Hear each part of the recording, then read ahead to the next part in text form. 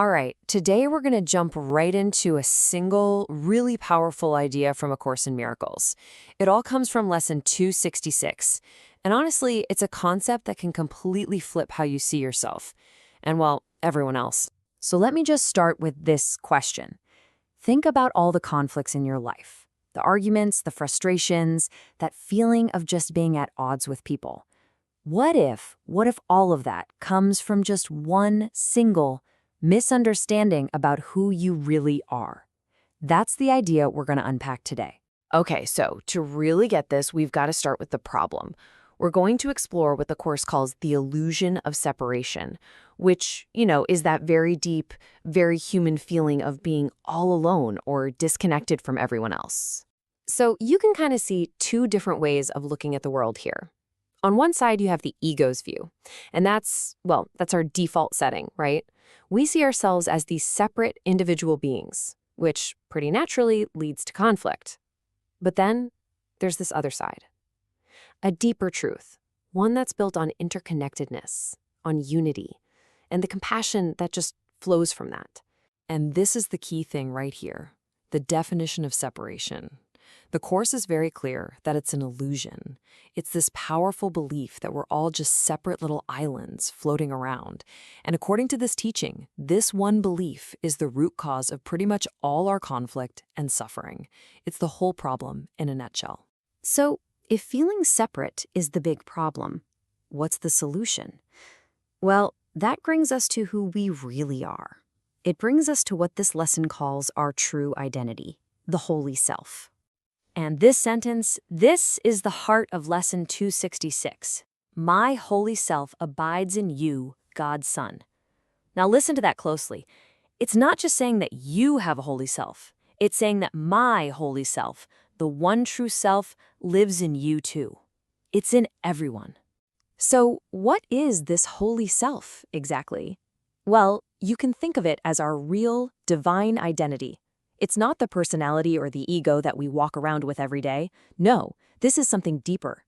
It's a shared essence of pure love and light that connects all of us to each other and to God.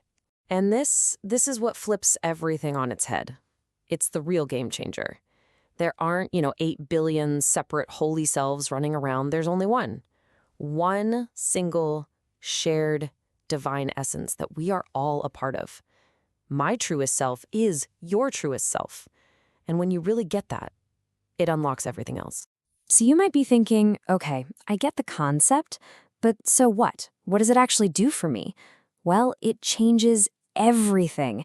And that brings us to this next part, the huge practical shift that happens when we start to see this way. We move from judgment to compassion. Think about it. When we're stuck in that illusion of being separate, what's our automatic reaction to conflict? It's almost always judgment. We see someone as other, as wrong, as totally apart from us. But what happens when we shift our focus? When we make a conscious choice to look for that holy self in another person, something amazing happens. Judgment just melts away and it's replaced by compassion. How can you judge someone when you recognize that on the deepest level, they're the same as you? And the results of making this shift are just huge. It's not about just being nicer. It's about a total rewiring of how you relate to the entire world. You start to feel this deep connection. Your relationships get richer. All those walls of fear and isolation start to come down because you're looking past the surface stuff and you're seeing that divine light that we all share. This is where it stops being an idea and starts being real. Okay, this all sounds amazing in theory, right? But how do we actually do it? How do we make this real in our busy lives? Well, let's get practical. The lesson gives us 2 simple, totally doable exercises to help us really feel this unity. So the lesson doesn't just leave us with a cool idea. It gives us a couple of tools for our toolkit, a meditative reflection and a journaling practice. And both of them are designed to take this concept out of your head and move it into your heart. The first one is a really simple meditation. You just sit quietly for a few moments and you repeat that key phrase, my holy self abides in you. And as you say it, you can let the faces of different people in your life come to mind. Family, friends, maybe even somebody you're having a hard time with. And you just acknowledge that divine essence in them. The goal here isn't to force anything, it's just to gently open yourself up to that feeling of love and connection. And the second tool is journaling. This is all about becoming a detective in your own life. You can write about times when you maybe had a flash of that connection, where you saw past the ego and glimpsed someone's true self. Then just reflect on it. How did that change how you saw them? This really helps you see the teaching at work right in your own experience. So, when you start doing this, when you put all these pieces together, what do you get? It's more than just a new idea. It's a completely new way of seeing, a new way of looking at yourself, at other people, and at the world itself.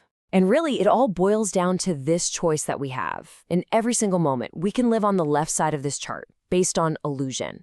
That's the path of the ego, of separation, conflict, and fear. Or we can choose the path of truth on the right, the path of the holy self, which leads to interconnectedness, compassion, love, and unity. The lesson is basically asking us, hey, which world do you want to live in? The choice is always ours. And why does this all matter so much? Because this isn't just a mental exercise. It's a powerful daily reminder of your own inherent worth and your own divinity.